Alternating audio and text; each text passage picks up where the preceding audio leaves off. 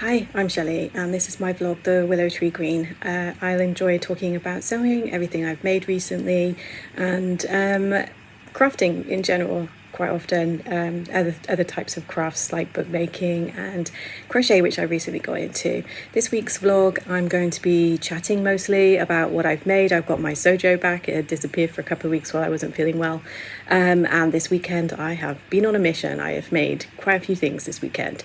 I finally finished the shirt for my husband and made up a couple of things out of fabric that I had sitting around for a while, and discovered a new favourite pattern. So that's what I'm going to talk about. First is the NYX dress from Closet Core.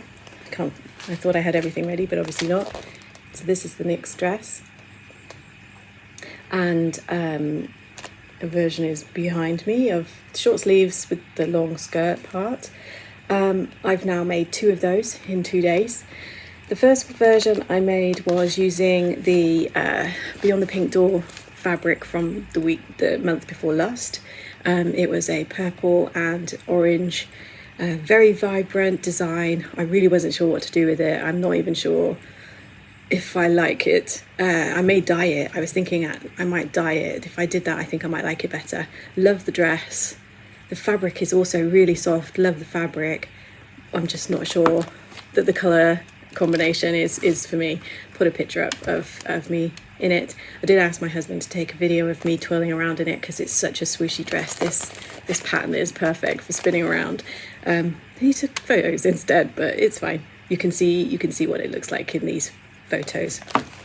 So I have had to make a couple of adjustments to this pattern because I've mentioned before I'm 4'10", which is 147 centimeters, and this dress obviously is quite long on this model here, and I'm not sure what it's drafted for, but I did a test skirt. So if I can find a picture of the skirt I made, I'll put that up, just to test out the tiers on the skirt, because I knew that it was going to come out long on me and I wanted to be sure that it was the right length.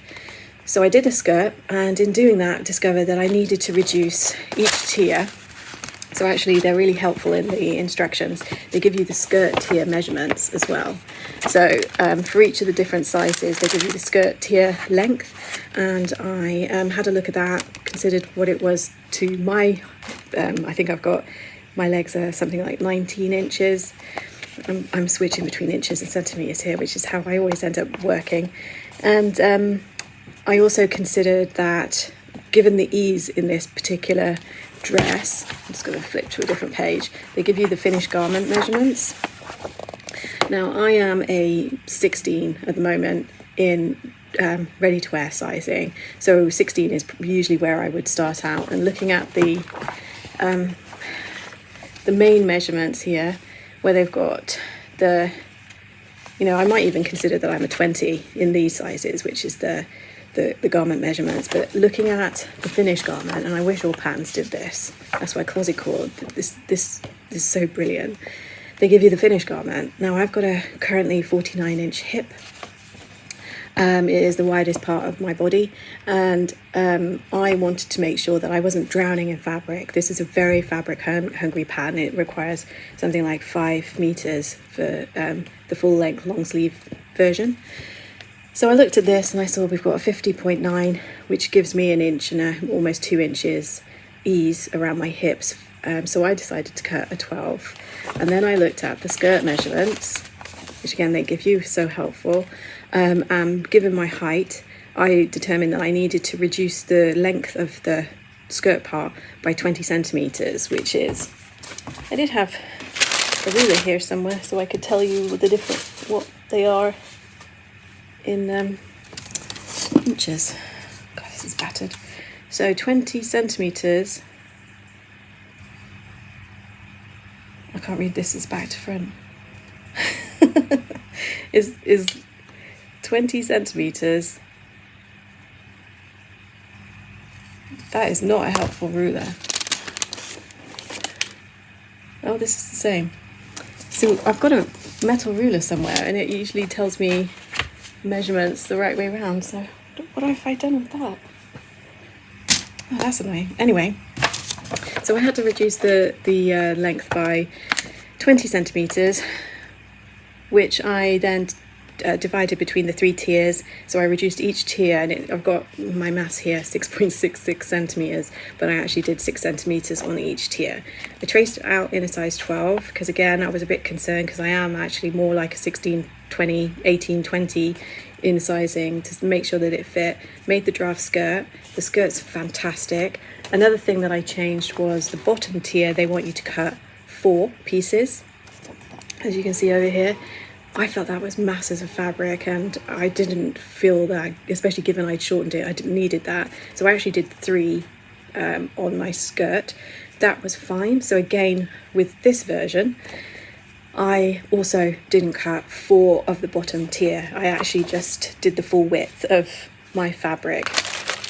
So these are the different tiers in normal craft tracing paper before I bought proper dressmaking. So this is where it would fold. So this is tier 1. So you have 2 of these on the fold, and then you have, this is tier 2. So you have 2 of these on the fold. So you can see how it's getting wider, but they're staying quite narrow at this point. There's a slight length coming in there. And then this is tier 4, sorry for the rustling. And they want you to cut 4 of this. So, oh, this is awful tracing paper.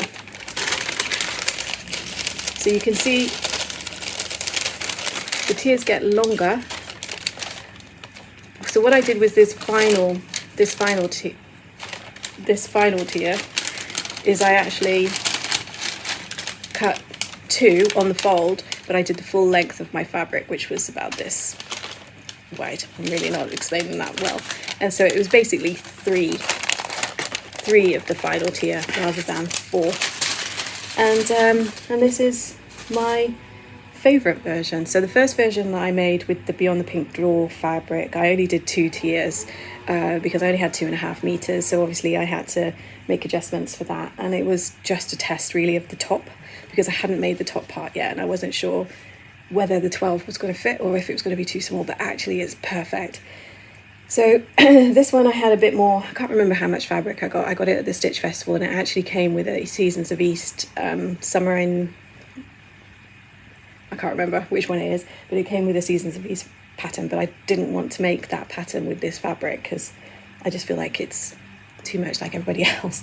So I made this. And oh, I just love it so much. I really do. It's my favourite pattern now. It might even be overtaking the Bardon Dress, which I'm wearing. So this was another make. This is the remnant of viscose that I got from Simple Life Fabrics. And again, I used the pattern pieces from the Nyx dress to make the skirt. So you can see that it's closer fitting at the hip, and then it goes wider at the bottom rather than the Bardon, which is upside down. It's the other way up, so this is longer, and then you have a short tier. And this is just with a elasticated waist belt that I've had. I'm bringing the 90s back. The thing that upsets me is that little bump there. That's where I used to be able to tie this belt. God, I love weight fluctuations. So and I really love this dress. I didn't have enough to do the full lining of the bodice, so I just used some bias tape. Yeah, this is just with a ready to wear t-shirt and a ready to wear little jumper because it's not that nice today. So yeah, so that was the first thing, and I started the first dress on I think I started it on the Saturday night. I sewed for a couple of hours, I think till 9 p.m, 7 till 9, something like that. That was including cutting it out. And then I finished it off on the Sunday morning before lunchtime. And then I went straight, cut this out, sewed it up, and I was done by 5. So it was so quick to make. It was impressive. I will try and remember to cut this on the fold because there's no point in putting buttons here. It goes over your head. I might, you might sometimes want to put them on just for decoration, but it's not necessary, and I don't want anything to be gaping here, which I realised on the first one, but then I totally forgot in my excitement to make a second one, and I didn't cut this on the fold, so it has got a join in there that it doesn't necessarily need. And I used the new rainbow overlocker thread that I got after seeing it on What Beck Sews. It just looks so joyful, so happy on the inside. My husband liked it so much he recommended I just leave it as the end, but I didn't think it really went with this particular fabric. Like how wonky my hem is, but whatever. So yes, so the inside of this dress is as happy as the outside. Love it. So the other thing that I made was I can't remember if I said this already, I finished the shirt for my husband, and I'll put a picture of that up here, and he loves it. It is oversized, so I've come to the conclusion that I filmed this vlog before. I was filming it and then I realised my camera wasn't recording, so I'm trying to remember whether I've said this before, and it's confusing me a little bit. So this pattern I thought I had made before because it was already cut out in an XL. When I finished the shirt and my husband put it on, it's quite large on him. It's very oversized. Still looks good, but it is oversized. And I thought, that's not right. I wouldn't have cut that size if it was wrong. So I think actually in some of these, some of the booklet pieces are faded in a like they're old. So I think I probably bought this at my charity shop and didn't realise, and it was already cut out, so I recut it into a large which fits his chest measurements. This is it's got a chest 40 inches through to 56 inches, which is I don't think it gives centimetres on this. Oh, it does in the French, so I can't read it. So that's what the back of it looks like anyway. And I measured his chest, and he comes out as a somewhere in between the medium and the large. So I decided to recut the large. Luckily, there were no crossing over lines where it had already been cut, so I could do that. And I'm going to make him another one, so I'm giving it another go in the fabric that I mentioned in a couple of vlogs ago. This is the bag that I got from Sarah at Simple Life that she puts her little notes to you in. And this is the one that came in this gorgeous oriental canvas fabric. And when I felt it, it's so soft, so gorgeous, and I love the pattern. I went straight back and I bought like 3 or 4 meters of it. And so it's got pictures of Japanese, I think, women, and parasols and the crane, and yeah, it's lovely. You can see it's got a texture. Sorry, it's so creased, it's been washed. But so my husband's about to get a shirt. This shirt, again, probably the one with no pockets. I'm not sure about the pockets because I don't want to cover this up. And it'll be probably, I don't know, maybe, I think I cut pockets. It might have pockets. So yes, that is coming. But I just wanted to sort of say about the pattern that really confused me about the collar piece. So I've scribbled on it a little bit, but this is where it tells you about how to attach the collar pieces. So you interface one, and you interface the top piece and you don't interface the bottom piece, and then you attach it, and it's got very wide facing down the front where the button placket would be. It's very wide, in fact it's like huge, and it doesn't tell you to fold it under. It tells you to do this, where you attach it to the shoulder and then you turn it inside out, so it makes a neat finish in that regard. But then you attach the collar, and these photos confuse me because they don't show the rest of the shirt. And when I looked at this one, I think I sort of saw that, and because I've made bags in the past, it looked like you sew around the outside and then you turn it the right way out, so you bag it out basically, and obviously then you can't attach it properly. And so I had to make a note to myself to not do that and to attach a collar how I would normally attach it, because it was so confusing. I mean, this picture shows it a bit better how they're supposed to be doing it, but yeah, that really threw me off, and I think I'm going to turn that under rather than leave it its full width, because it is very wide. I wish I had his shirt here now and I'd show you. It's too wide for a button placket.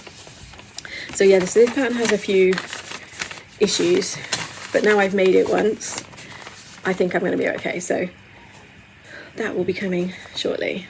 This is currently holding a travel charger, so these are really handy little bags, so thank you, Sarah.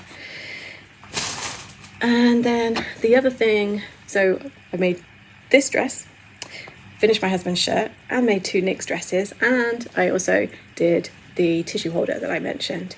So this is a tutorial that So Carol had put up on, I was thinking, again, it was Gift to November, and she did a full tutorial on how to make this tissue holder. It's got a sort of crossover back that you can put your tissues in, and these, the way the lip goes in the slit here, it just looks so nice. There's lots of different tissue holders you can make, but I thought this one just looked really nice, and I shed loads of them, gave them away. My husband gave them to a few of his colleagues as gifts. I've given away loads.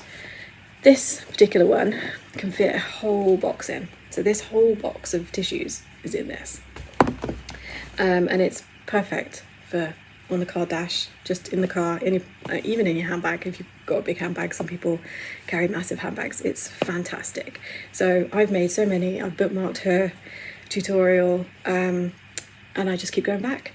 I have made some template pieces for myself. So she does show you what these template pieces look like and give you the dimensions.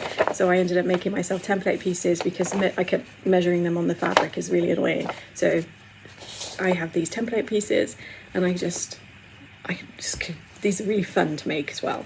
So after making a full-on dress like this, although, you know, I whipped this out in a few hours, it really took probably 3 hours. Yeah, these are fantastic. I can't recommend them enough. Go and look at Carol's posting. I will link it in the box below. It's brilliant. Yeah, totally recommend. So the other thing I wanted to talk about was thread. Now, this might be a bit random. This dress, because of the colour, I didn't have a colour that was going to match it well. I don't know if you can see it. I've gone for a dark green. So this is the colour thread that I used in the end. But this is one of the threads that I have put in a bag and put away because it's a no brand, cheap version that I got from Amazon when I first started sewing garments, which was like not that long ago. And I just bought a whole load of all of the colours of the rainbow to go with practically everything.